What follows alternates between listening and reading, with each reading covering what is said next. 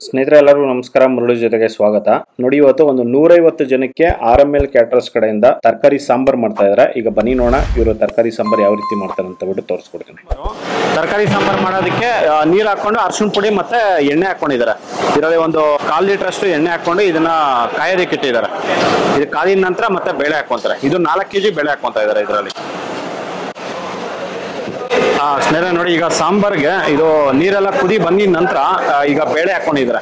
ಇದರಲ್ಲಿ 4 kg ಬೇಳೆ ಹಾಕೊಂಡಿದ್ದಾರೆ. ಸ್ನೇಹಿತರೆ ನೋಡಿ, ಇದು ಬೇಳೆ ಹಾಕಿ ಒಂದು 45 ನಿಮಿಷ ಆಗಿದೆ. 45 ನಿಮಿಷದಿಂದ ಇದೇ ತರ ಬೇಯಿಸ್ಕೊಂತ ಇದ್ದಾರೆ ನೋಡಿ. 100% ಇದು ಫುಲ್ ನುಣ್ಣಕ್ಕೆ ಬೇಯಿಸ್ಕೊಂತಾರೆ. ಸಾಂಬಾರ್ ಮಾಡೋದಕ್ಕೆ ನೋಡಿ ಸಪ್ರೇಟ್ ಆಗಿ ಎಣ್ಣೆ ಹಾಕೊಂಡು ಅದರಲ್ಲಿ ಈರುಳ್ಳಿ ಹಾಕೊಂಡು ಈಗ ಫ್ರೈ ಮಾಡ್ತಾ ಇದ್ದಾರೆ. ಅದರಲ್ಲೇನೆ ಒಂದು 2 ಸೌಟು 3 ಸೌಟ್ ಬೆಳ್ಳುಳ್ಳಿ ಪೇಸ್ಟ್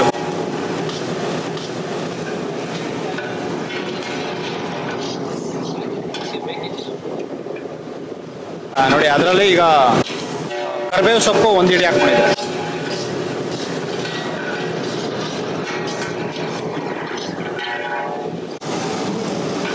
ನೋಡಿ, ಇದರಲ್ಲಿ ಈಗ ಒಂದು 2 ಸ್ಪೂನ್ ಅರಿಶಿನ ಪುಡಿ ಹಾಕೊಂಡಿದ್ದಾರೆ.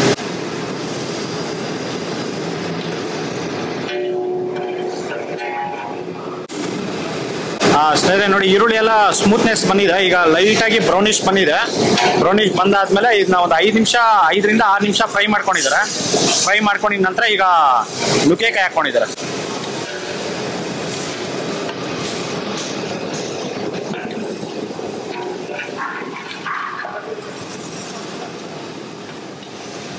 ನೋಡಿ, ಇದು ನುಗ್ಗೆಕಾಯಿ ಹಾಕಿ ಒಂದು 15 ನಿಮಿಷ ಆಗಿದೆ. 15 ನಿಮಿಷ ಇದನ್ನ ಫ್ರೈ ಮಾಡ್ಕೊಂಡಿದ್ದಾರೆ.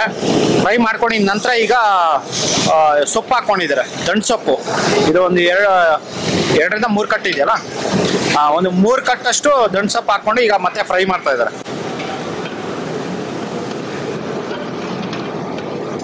ಫುಲ್ ಬೇಯಿಸ್ಕೊಂಡಿದ್ದಾರೆ. ಬೇಯಿಸ್ಕೊಂಡಿದ ನಂತರ ನೋಡಿ ರಸ ಮಾಡ್ತಾ ಇದ್ದಾರೆ. ರಸಕ್ಕೆ ಒಂದು ಅರ್ಧ ತೆಗೆದಿದ್ದಾರೆ, 1 ಬಕೆಟು.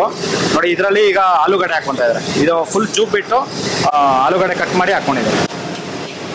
2.5-3 kg ಆಲೂಗಡ್ಡೆ. ಸಾಂಬಾರ್ ಸೌತೆಕಾಯಿ 1 kg ಹಾಕೊಂಡಿದ್ದಾರೆ. ನೋಡಿ, ಇದು ಸೊಪ್ಪು ಹಾಕಿ ಒಂದು 15 ನಿಮಿಷ ಇದನ್ನ ಫ್ರೈ ಮಾಡ್ಕೊಂಡಿದ್ದಾರೆ. ಫ್ರೈ ಮಾಡ್ಕೊಂಡಿದ ನಂತರ ನೋಡಿ ಈಗ ಸಾಂಬಾರಲ್ಲಿ ಹಾಕೊಂತ ಇದ್ದಾರೆ.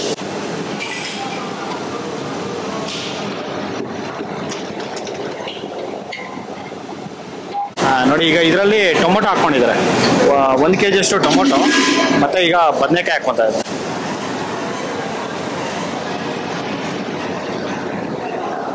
ನೋಡಿ, ಬದನೆಕಾಯಿ ಒಂದು 1.5-2 kg ಅಷ್ಟು ಬದನೆಕಾಯಿ ಹಾಕೊಂಡಿದ್ದಾರೆ. ಇದನ್ನೆಲ್ಲಾನು ಆಲ್ಮೋಸ್ಟ್ ಒಂದು 15 ನಿಮಿಷ ಚೆನ್ನಾಗಿ ಕುದಿಸ್ಕೊಂಡಿದ್ದಾರೆ. ಕುದಿಸ್ಕೊಂಡಿದ ನಂತರನೇ ಈಗ ಬದನೆಕಾಯಿ ಮತ್ತೆ ಟೊಮೊಟೊ ಹಾಕೊಂಡು ಈಗ ಬೇಯಿಸ್ಕೊಂತ ಇದ್ದಾರೆ. ಮತ್ತೆ ನೋಡಿ, ಅದರಲ್ಲೇನೆ ಕಲ್ಲುಪ್ಪು ಹಾಕೊಂಡಿದ್ದಾರೆ. ನೋಡಿ, ಅವ್ರ ಹಿಡಿಯಲ್ಲಿ ನೋಡಿ ಈ ತರ ಒಂದು 2 ಹಿಡಿ ಹಾಕೊಂಡಿದ್ದಾರೆ. ಇದು ಸಾಂಬಾರ್ಗೆ ಸಾಂಬಾರ್ ಪುಡಿ ಮಾಡಿ ಇಟ್ಕೊಂಡಿದ್ದಾರೆ. ಇದು ಇವ್ರು ಗೋಡನಲ್ಲೇ ಈ ತರ ಒಂದು ಸಾಂಬಾರ್ ಪುಡಿ ಮಾಡಿಟ್ಕೊಂಡು ಇದ್ರಲ್ಲಿ ತಗೊಂಬಂದು ಇಲ್ಲಿ ಸ್ವಲ್ಪ ಕಾಯಿ ಹಾಕೊಂಡು ಇದನ್ನ ರುಬ್ಕೊಂಡಿದ್ದಾರೆ. ಇದು ಕಾಯಿ ಹಾಕೊಂಡು ಒಂದು 4 ಕಾಯಿ ಹಾಕೊಂಡು ಇದನ್ನ ರುಬ್ಕೊಂಡಿದ್ದಾರೆ. ರುಬ್ಕೊಂಡು ಈಗ ಸಾಂಬಾರ್ಗೆ ಹಾಕೊಂತಾರೆ. ಇದು ನೆಕ್ಸ್ಟ್ ಬರೋಂಥ ವಿಡಿಯೋದಲ್ಲಿ ಇವ್ರ ಹತ್ರ ಸಾಂಬಾರ್ ಮಾತಾಡಿದ್ದೀನಿ.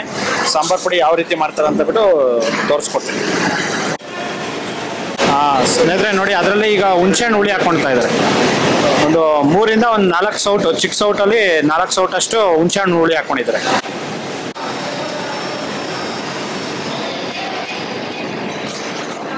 ಸ್ನೇಹಿತರೆ ನೋಡಿ, ಆಗಲೇ ಮಿಕ್ಸ್ ಮಾಡಿ ಇಟ್ಕೊಂಡಿದ್ದಾರೆ ಆ ಮಸಾಲ. ಇದು ಸಾಂಬಾರ್ ಮಸಾಲ ಮಿಕ್ಸ್ ಮಾಡಿ ಇಟ್ಕೊಳ್ಳೋದು ಇದ್ರಲ್ಲಿ ಹಾಕೊಂಡಿದ್ದಾರೆ. ನೋಡಿ, ಅದು ಸಾಂಬಾರ್ ಪುಡಿ ಜೊತೆಗೆ ಕಾಯಿ ಹಾಕೊಂಡು ಈ ಥರ ರುಬ್ಕೊಂತಾರೆ. ರುಬ್ಕೊಂಡು ಇದರಲ್ಲಿ ಹಾಕೊಳ್ಳೋಂಥದ್ದು. ನೋಡಿ, ಬದನೆಕಾಯಿ ಹಾಕಿ ಒಂದು 10 ರಿಂದ 15 ನಿಮಿಷ ಇದನ್ನ ಬೇಯಿಸ್ಕೊಂಡಿದ್ದಾರೆ. ಬೆಂದಿದ ನಂತರ ಈಗ ಇದ್ರಲ್ಲಿ ಹಾಕೊಂಡಿದ್ದಾರೆ. ನೋಡಿ, ಮಸಾಲ ಹಾಕಿದ ನಂತರ ಈಗ 1 ಹಿಡಿಯಷ್ಟು ಕೊತ್ತಂಬರಿ ಸೊಪ್ಪು ಹಾಕೊಂಡಿದ್ದಾರೆ.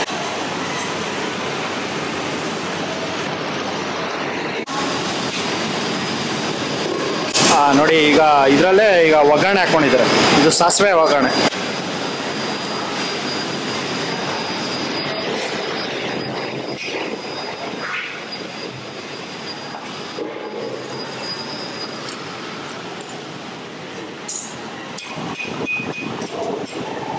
ಇದು ಸಾಂಬಾರ್ ಅನ್ನೋದು ರೆಡಿ ಆಗಿದೆ. ನೋಡಿ, ಈ ತರ ಇವರು ಮದುವೆ ಮನೆಯಲ್ಲಿ ಸಾಂಬಾರ್ ಮಾಡೋ ಅಂಥದ್ದು. ನೋಡಿ, ಇದರಲ್ಲಿ ಸ್ವಲ್ಪ ಕೊತ್ತಂಬರಿ ಸೊಪ್ಪು ಹಾಕೊಂಡು ಈಗ ಇಳಿಸ್ಕೊಂತ ಇದ್ದಾರೆ.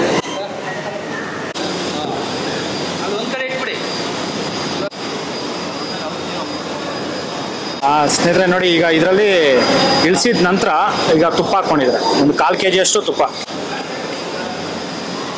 ಸ್ನೇಹಿತರೆ ನೋಡಿದ್ರಲ್ಲ, ಒಂದು RML ಕ್ಯಾಟರರ್ಸ್ ಕಡೆಯಿಂದ ಯಾವ ರೀತಿ ಒಂದು ಸಾಂಬಾರು ಮಾಡ್ತಾರೆ ಅಂತ ಬಿಟ್ಟು. ಇದು ತರಕಾರಿ ಸಾಂಬಾರು. ಇದು 150 ಜನಕ್ಕೆ ಮಧ್ಯಾಹ್ನ ಊಟಕ್ಕೆ ಇದು ಮಾಡಿದಂಥದ್ದು.